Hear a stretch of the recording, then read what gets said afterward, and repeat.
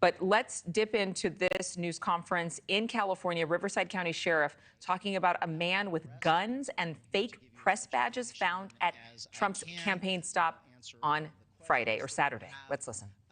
Keep in mind that the information that I'm going to give you may not be all of the information that I have, but because of what we're doing and because of the investigation that will obviously continue concerning this, there are some things that I cannot give you or that I will not give you, but I will do everything I can to answer your questions. So to begin with, yesterday afternoon, before former President Trump arrived to the rally, we made contact with an individual on the inner perimeter of our operation at the rally.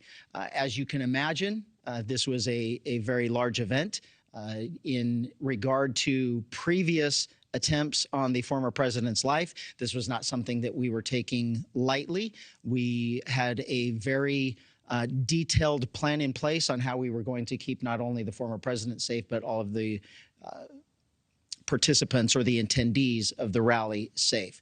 So in general terms, I will tell you that we had a larger outside perimeter and then an inside perimeter that was completely controlled by us, by Riverside County Sheriff's deputies, and both of them served different purposes.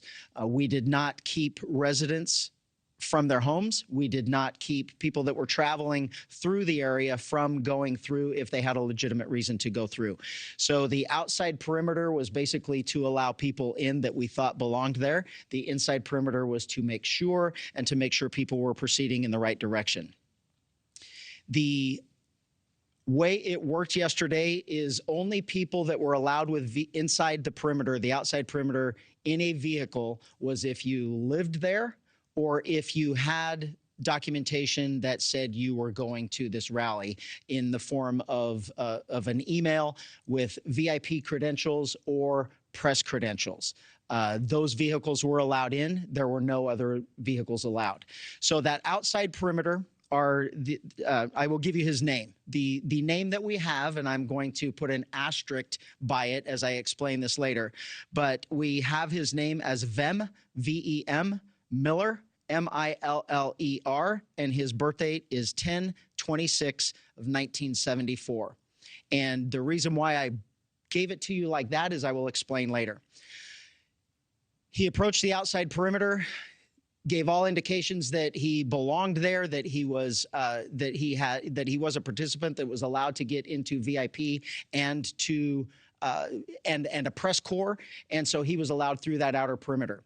As he got to the inside perimeter, where deputies were conducting obviously a more thorough evaluation of the vehicles that were coming in, there were many irregularities that popped up. The deputy noticed that the interior of the vehicle was in quite disarray.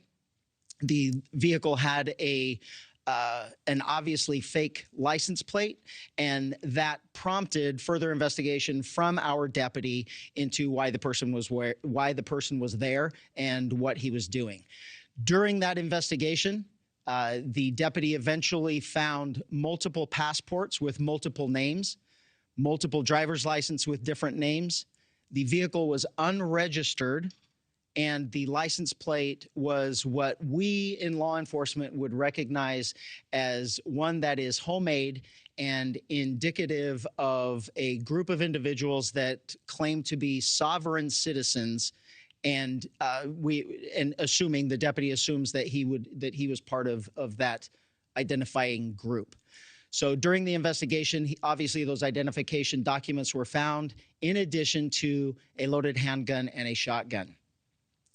Obviously, this was before the former president arrived. The person was taken into custody. He was eventually booked into jail on those charges, and eventually he was released. He will have to further his court case in the future. Right now, we are actively engaged in working with Secret Service and the FBI to ensure that this person is followed up on and all of the information that they can gather. I can tell you that from my perspective, from a state law enforcement agency's perspective, the firearms charges is what we arrested him for and booked him on. Anything further will come from the federal government, and quite frankly, I don't know if we will be a part of that. Thanks so much for watching. Go to joinnn.com to find News Nation on your television provider. And don't forget to click the red subscribe button below to get more of News Nation's fact-driven, unbiased coverage.